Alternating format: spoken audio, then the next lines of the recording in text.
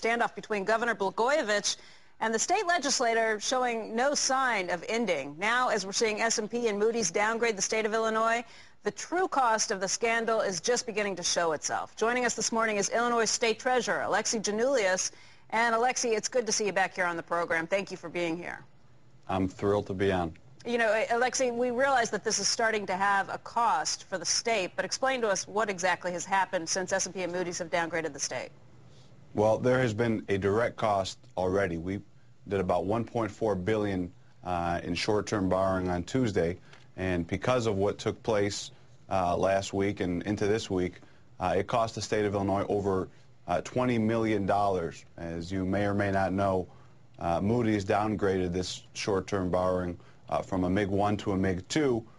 So instead of paying 0.75 or 1%, we ended up paying a blended coupon rate of 4.5% on this $1.4 billion.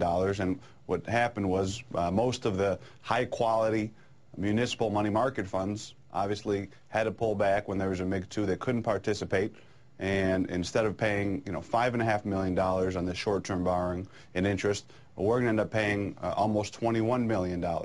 Additionally, just a day after the governor's arrest, Standard & Poor's placed us under a negative credit watch, fearing that the federal investigation would hinder our ability to address the state's $2 billion budget deficit in a timely and effective manner. And guys, we are one of only 2 states that are under a negative credit watch. So again, now more than ever, that $20 million for a state that's really dealing with some challenging times, it's going to have an enormous impact. So the muni market's tough as is, and people could say, well, you had to pay more because that's just the state of the market. But you're making the point that MIG-1 to MIG-2, it's no longer investment grade, so there are certain people that are precluded from buying a MIG-2. So you can point, there's a direct cause and effect there between the higher yield and the MIG-2.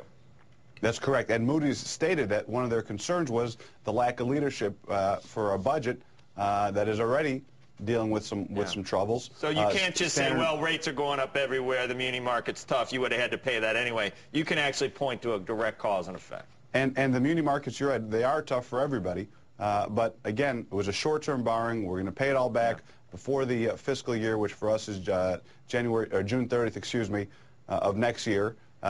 Fitch's has downgraded now our long-term general obligation bonds, and as I mentioned earlier, Standard & Poor's has put us under a negative credit watch, one of only 2 states. So we're seeing huge financial ramifications already because of this mess that we're in. Alexi, is the other state California? Yes. Yeah, okay, Good job. Well, yeah, you look at the mess in California, you wouldn't exactly put Illinois in that same category. But is your understanding, have you spoken to anyone at any of these ratings agencies, and is your understanding that this is Blagojevich refusing to step down that has the state in this precarious situation?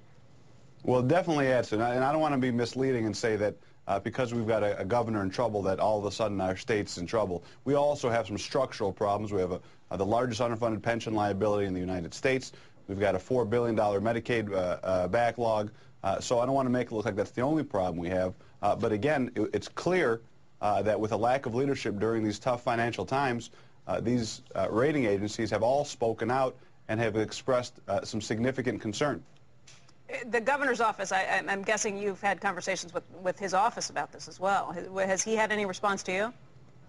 We haven't spoken with the governor directly. Well, we have spoken with OMB, which is our budget office here, and they have a tough job to do. Now, they're an agency under the governor's watch, but they were ready to go to sale last week. Well, we know we could have gotten anywhere from 0.75 to 1%, and because of all this craziness, again, we ended up paying a coupon rate of 4.5% on what should be short-term, easy money to pay back. But again, a lot of these high-quality money market funds had to pull out because of the MIG-2. Yep. Yeah, but we'll give you real quickly the response that the governor's office gave us. They said the office of the governor collaborated with the comptroller, the treasurer, the attorney general to borrow funds to quickly pay bills to organizations that provide services to Illinoisans. It is speculation to assert that the state could have received a better rate on a different date. Our focus is doing short-term borrowing is to ensure organizations who have provided services to the people of Illinois are getting paid as quickly as possible. But as Joe pointed out, you really can point to a cause and effect in this situation where there were people or funds who were precluded from going along with this borrowing. And you know what? I would vehemently disagree with that statement. It's not speculation. It's a fact. The rate agencies have all cited the fact that there is concern over who's in charge here. And it's not an Elliot Spitzer situation where the day all this came out, he resigned and we moved on and there was a new leader. What we have is disarray between the legislature. We have impeachment hearings. We've got court cases. And in the meantime, we have a ship with no captain, and it's sort of going all over the place, to use my Titanic analogy. Party's going to need a good candidate for governor. Alexi, you going to run? Well, you know, right now I am really focused on dealing with, again, the most troubling time since the Great Depression. Right. And I'm also focused. Once you're done with that, you think you'll turn your attention to running either for governor or taking the Senate seat? I want to come work on Squawk Box. It's my favorite show. That's my dream job. So until that happens, I'm gonna stay state treasurer. Well, we want to be governors. We're going to now push you for whatever you want after that statement. When Spitzer, he resisted for a while back here too, and he wanted, there was conjecture that he wanted something, to resign. You get something. I don't know. There's still something that I guess he was negotiating, whether it's prosecution or what. I don't know what finally came out. What does this guy want? Because he's toast, Alexi. I mean, what does he want that's causing him to try and hang in there for this long?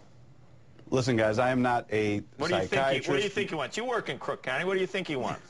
Listen, I am not a psychiatrist or a legal expert. All I can tell you is, as someone who cares about the state of Illinois and sees unemployment that is skyrocketing, sees a state that businesses are leaving, I'm very concerned. So from that perspective, I think it is imperative that he resign immediately. I said it the day all this stuff came out, regardless of innocence or proven guilty. He's thumbing his nose at everybody. He's not going to resign immediately, right?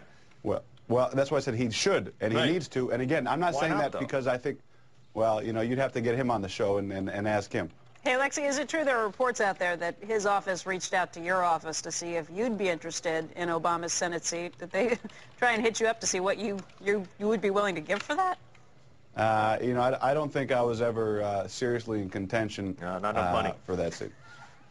Right. Alexi, we want to thank you very much for coming on and again, just explaining the true cost of what this means for the state of Illinois. We hope to see you back here again soon.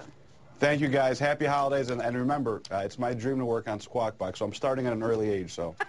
Thank you, Governor.